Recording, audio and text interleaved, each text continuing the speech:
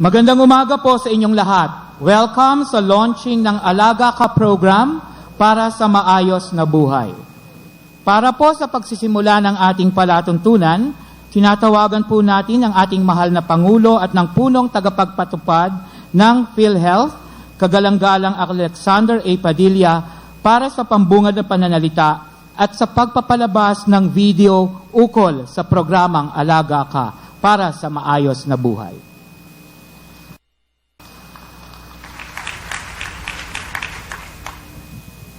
Minamahal naming Pangulong Benigno S. Aquino III, Kalihim Secretary Ona, Kalihim Armin Luistro, Mayor Bautista, mga punong lingkod at iba pang opisyal ng lokal na pamahalaan, mga opisyal at miyembro ng DOH at ng PhilHealth, kasama na rin ang aming Board of Directors, mga miyembro ng PhilHealth na pinakamamahal namin, mga kabilang sa listahanan ng DSWD, magandang umaga po sa inyong lahat.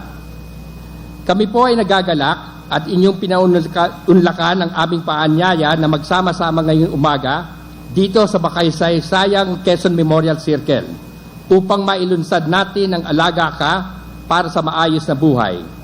Ang pagtitipong ito ay pagsasanib puwersa ng pamahalaang lokal at nasyonal upang ipadama, lalo na sa mga mahihirap nating kababayan, na kayo po ay inaalayan natin at inaalagaan ng gobyerno upang mapanatili ang inyong kalusugan. Ayon din natin ng ating kampanya na walang Pilipinong maiiwan sa pagpapatupad ng mga programang pangkalusugan. Sa taong ito po, 14.7 million pangunahing miyembro ang nakatalaga sa PhilHealth.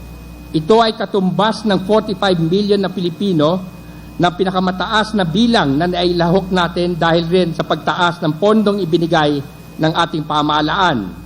Ngayong taon ho, 35.3 billion ang nalaan ng ating pamahalaan upang maging premium payment ng 14.7 million families. Ito po ang pagbibigay ng national subsidy sa mga mahihirap ay naumpisahan lamang sa administrasyon ni Presidente Aquino.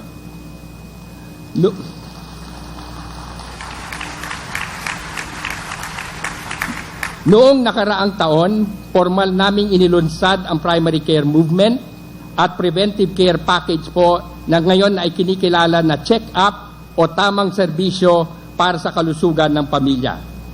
Dahil po sa inisyatibong ito, pinipilit nating maging malusog ating mga kababayan at huwag na magantay bago sila magkasakit at mapunta sa ospital. Dahil mas pinalapit po natin sa komunidad ang mga serbisyong ito, wala na hong dahilanan upang hindi kayo magpatingin o magpakonsulta.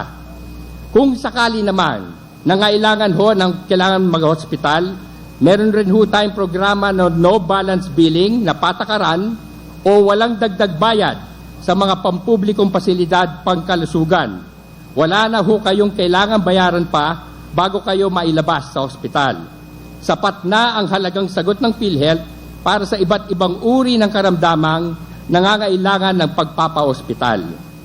Ito po ay lahat ay para sa aming layunin na gawin ang bawat Pilipino miyembro, ang bawat miyembro protektado at kalusugan po natin ay sigurado.